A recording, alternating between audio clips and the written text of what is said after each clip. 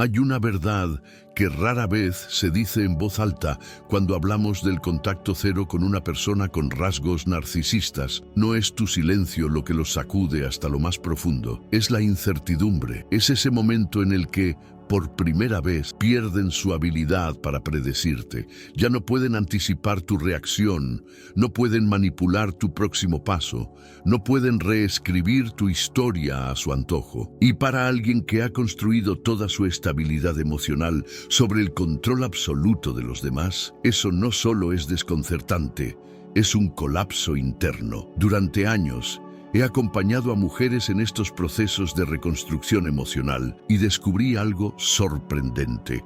Lo que creemos que está sucediendo cuando nos retiramos en silencio dista mucho de lo que realmente ocurre en la mente de alguien que necesita dominar la narrativa. Desde nuestro lado sentimos que estamos creando un espacio seguro, tomando aire, reconstruyendo nuestras piezas. Pero para el narcisista, ese silencio es otra cosa. Es la pérdida de su fuente principal de validación. Carl Jung hablaba del yo falso, esa máscara que muchos adoptan para sobrevivir en una realidad emocional que no pueden gestionar. El narcisista vive precisamente ahí, en una ilusión sostenida por las reacciones que provoca en los demás. Cada lágrima que genera, cada grito, cada emoción desbordada, todo eso le confirma que aún existe. Tu silencio rompe esa ilusión.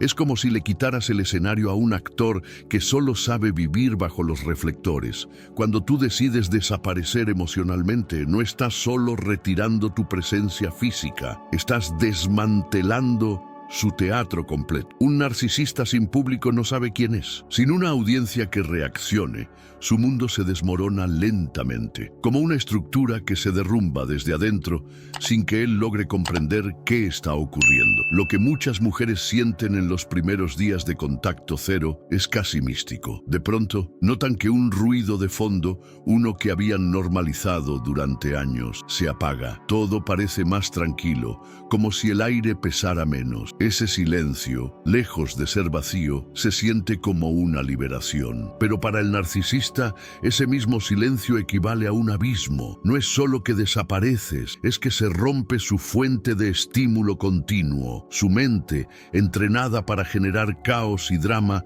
se encuentra ahora sin materia prima, y eso es insoportable. Imagina a alguien que ha vivido siempre como un adicto a la adrenalina emocional, que necesita constantemente estar generando reacciones para sentirse vivo. Cuando tú dejas de responder, cuando no caes en su juego, es como si su sustancia desapareciera de un momento a otro. No es sufrimiento por amor, es abstinencia emocional. Aquí es donde todo cambia, porque un narcisista no puede procesar tu distancia como una decisión madura y legítima. Su percepción está moldeada para ver cada alejamiento como una afrenta, como una guerra que debe ganar, como una conquista que aún no ha terminado. Y por eso, lejos de calmarse, se activan, se ponen en marcha, como si de repente necesitaran reconquistarte a cualquier precio. He visto casos donde esa necesidad de volver al control los lleva a actuar de formas inesperadas. Aparecen donde saben que podrías estar, contactan con personas cercanas, inventan historias para que hables, para que reacciones,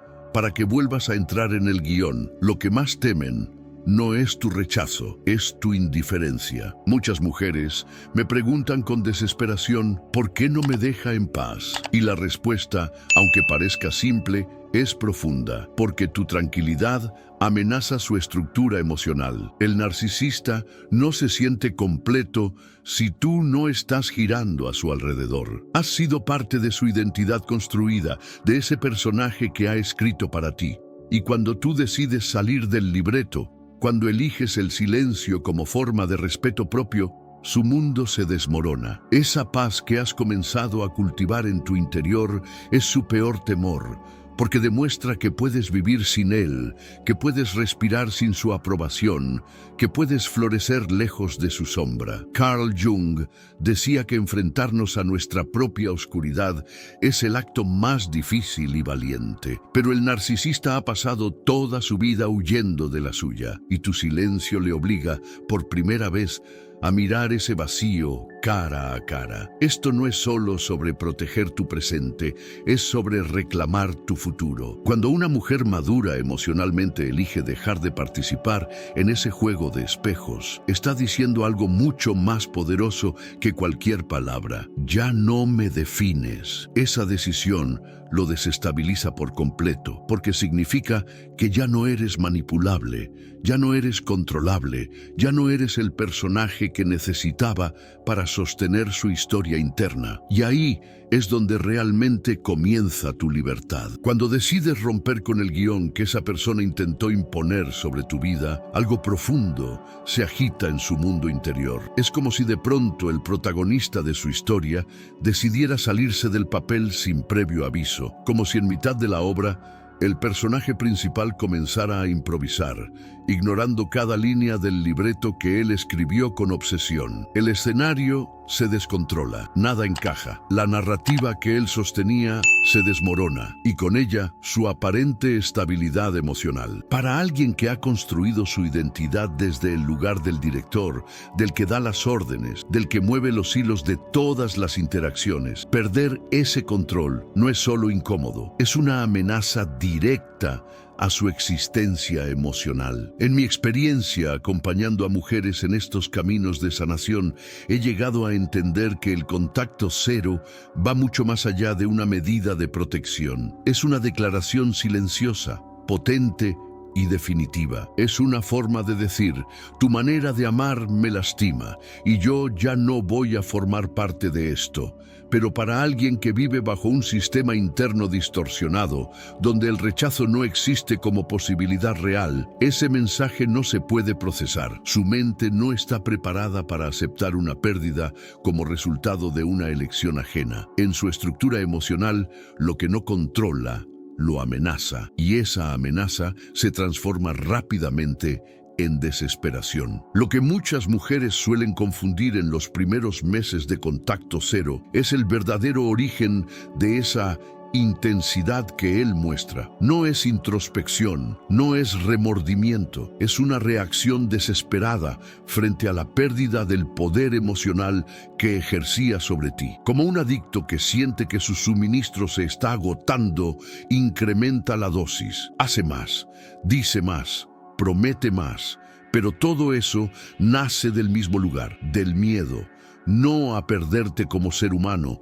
sino a perder el dominio sobre ti. Su obsesión no tiene raíz en el amor, tiene raíz en la dependencia emocional. No es pasión, es necesidad, no es romanticismo, es una lucha interna con su vacío. Comprender esa diferencia no es solo importante, es vital, porque si no la entiendes, corres el riesgo de confundir manipulación con arrepentimiento, obsesión con afecto. Carl Jung nos enseñó que enfrentarnos a la sombra, a ese lado oscuro de la psique que evitamos mirar, es uno de los actos más necesarios y más difíciles de todo proceso de transformación. El narcisista no solo ha evitado mirar esa sombra, ha hecho de ella su casa, y tú, sin saberlo, fuiste el espejo donde él proyectó todo lo que no podía ver en sí mismo. Cuando decides sanar, cuando priorizas tu paz, él lo siente como una amenaza directa a su verdad emocional. Por eso empieza la guerra encubierta, una guerra psicológica que se manifiesta en múltiples fases. Yo las llamo las 5 etapas del colapso del control. La primera etapa es la exaltación del encanto. En este punto, él se aferra a lo que alguna vez funcionó. Recurre a mensajes dulces, palabras cargadas de nostalgia, disculpas vestidas de sinceridad y promesas que suenan casi mágicas. Es como si de pronto hubiera recordado exactamente qué decir para tocar tus puntos más vulnerables. Pero no es amor, es manipulación refinada. Es como si un vendedor, al ver que el cliente está por irse, sacara su oferta más tentadora, esa que parece irresistible. Pero detrás de cada palabra hay una intención: reconectarte emocionalmente, no porque te valore, sino porque no soporta perder su influencia. Esa versión amable, encantadora, que ahora te muestra, es la misma persona que te hirió, solo que con otro disfraz, porque el anterior dejó de surtir efecto. Cuando este método falla, da paso a la segunda etapa, la inversión de los roles. Aquí, la historia cambia por completo. Ahora, él es la víctima. Él es el incomprendido. Él es el que sufre por tu supuesta frialdad. Aparecen mensajes cargados de culpa, apelaciones emocionales que buscan quebrarte por dentro. No se trata de verdad ni de justicia emocional. Se trata de confundir tus límites, haciéndote sentir cruel por establecerlo. Y aquí es donde muchas mujeres caen, porque nuestra empatía tan hermosa y poderosa puede volverse en nuestra contra si no va acompañada de claridad. Él no está sufriendo por ti, está sufriendo por lo que ha perdido de sí mismo al no tener control sobre ti. Su dolor no es por amor, es por frustración, y está dispuesto a devolvértelo disfrazado de pena para que tú lo abraces. Luego viene la tercera etapa, la provocación estratégica. Al no funcionar ni el encanto ni la victimización, recurre al caos. Aparecen los ataques, las acusaciones, los mensajes diseñados para herirte. No busca reconciliación, busca reacción, porque en su lógica tu enojo vale más que tu silencio. Si logras mantenerte firme, si no caes, él pierde poder. Carl Jung afirmaba que donde hay reacción, hay apego. Y el narcisista lo sabe instintivamente. Si logras no responder, si eliges el silencio como forma de amor propio, estás rompiendo la cadena. Estás diciendo, ya no me pertenezco a través de tus ojos. Entonces aparece la cuarta etapa, la triangulación emocional. Al no lograr alcanzarte directamente, busca aliados. Personas que puedan funcionar como puente. Amigos, familiares, incluso profesionales.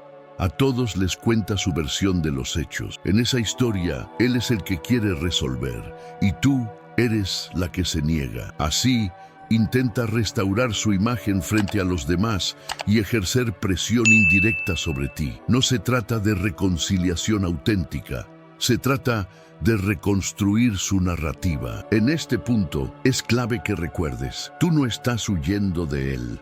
Estás regresando a ti. Una de las trampas más sutiles y peligrosas durante el contacto cero no viene del propio narcisista, sino de las personas que te rodean, amigos, familiares, incluso figuras profesionales con buenas intenciones pueden presionarte para que al menos escuches lo que él tiene que decir. Pero lo que no comprenden es que el núcleo del problema no es una falta de diálogo, sino la incapacidad estructural del narcisista para comunicarse de forma auténtica, empática y libre de manipulación. Entonces, llegamos a la última fase de este ciclo de colapso, lo que podríamos llamar el descarte con disfraz de indiferencia. Aquí, cuando todas las demás tácticas han fracasado, él adopta una actitud que parece desinteresada, distante, tal vez incluso se muestra públicamente más feliz, más pleno,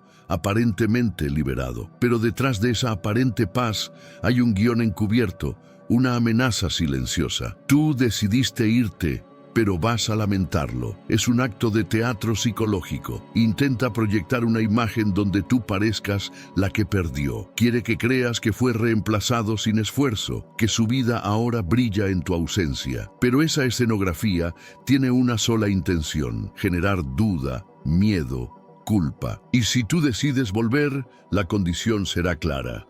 Debes regresar con menos poder del que tenías cuando decidiste irte. Lo más revelador de este proceso es que cada fase nos muestra lo mismo desde distintos ángulos. Una absoluta incapacidad para manejar el rechazo desde una estructura emocional madura. Mientras que alguien con inteligencia emocional puede atravesar el contacto cero con tristeza, incluso con dolor, pero desde el respeto por la decisión del otro, el narcisista lo vive como una afrenta intolerable. No es tristeza lo que siente, es urgencia de recuperar el dominio. Y aquí quiero que grabes algo profundamente.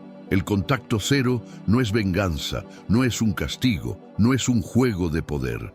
Es una herramienta de autopreservación emocional. No lo haces para hacerle daño, lo haces para dejar de dañarte. Pero eso no encaja en la lógica del narcisista. Para él, cada acción tuya debe girar en torno a él. Tu alejamiento no puede ser por tu salud mental, debe ser para castigarlo. Tu silencio no puede ser sanación, tiene que ser rechazo. Tu búsqueda de paz no puede ser amor propio, tiene que ser desprecio hacia su persona. Y eso es lo que vuelve al contacto cero tan detonante para él. Lo enfrenta a una verdad que su sistema psicológico no puede sostener, que no es el centro del universo emocional de otra persona, que alguien puede seguir respirando, riendo, creciendo, viviendo sin él. Ahora quiero que pongas atención a tu propio viaje, porque lo más difícil no es ignorarlo. Lo más desafiante es sobrevivir al silencio, no al silencio externo, sino al interno. Los primeros días, quizás semanas, se sienten extraños, no por ausencia de amor, sino porque has estado acostumbrada a una vida en hipervigilancia. Tu sistema nervioso ha estado entrenado para anticipar gritos, manipulación, contradicciones, tensión.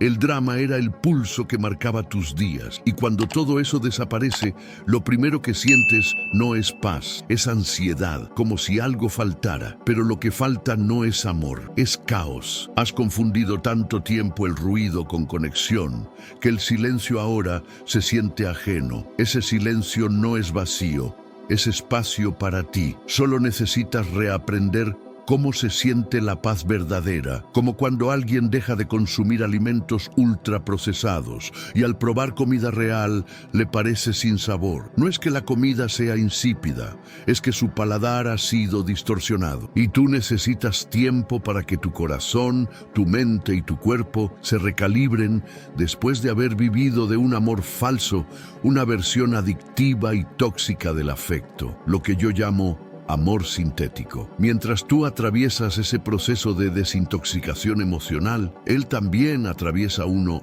pero completamente diferente. Para ti es un camino hacia adentro. Para él es una escalada hacia afuera. No está procesando, está reaccionando. Cada día que mantienes el contacto cero, su necesidad de recuperar el control aumenta, y con ello su comportamiento se vuelve más errático, más impulsivo, más desconectado de la realidad. He observado una y otra vez lo mismo. Cuando no puede acceder a ti, comienza a perder la capacidad de comprenderte, y eso lo consume, porque durante la relación desarrolló un mapa exacto de ti. Sabía cómo provocarte, cuándo hablar, cuándo callar, qué emociones activar para obtener respuestas. Pero el contacto cero desactiva ese mapa, lo vuelve inútil. Cuando no puede leerte, no puede anticiparte. Cuando no puede anticiparte, pierde su mayor herramienta, la manipulación. Es como jugar ajedrez con un tablero invisible.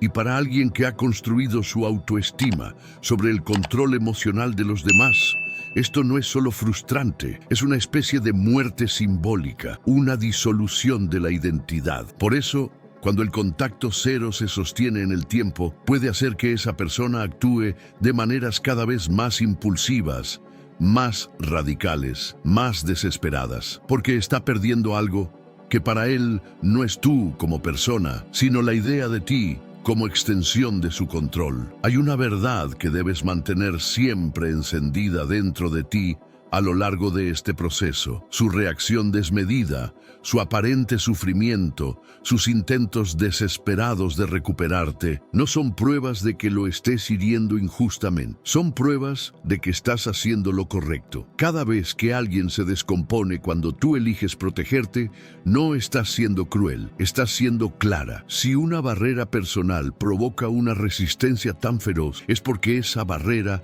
está cumpliendo su función. Es como quitarle el veneno a alguien que lo ha confundido con medicina. Su desesperación no es prueba de que lo necesita, sino de lo profundamente que ha dependido de algo que le hace daño. Y también te lo hacía a ti. Tú te habías convertido en su suministro emocional. Tu energía, tu atención, tu necesidad de explicarte, de entenderlo, de sostener la paz, eran el combustible que lo mantenía en control. Y ahora, al quitarle esa fuente, reacciona como cualquier persona enfrentada a su dependencia. Pero esa resistencia no es una señal de que debas volver a ocupar ese rol. Es la señal de que nunca debiste cargarlo en primer lugar. Aquí llegamos al corazón verdadero de este proceso. El contacto cero no es solo un límite hacia el otro, es una reafirmación hacia ti misma, una reconexión con una parte de ti que durante mucho tiempo fue silenciada,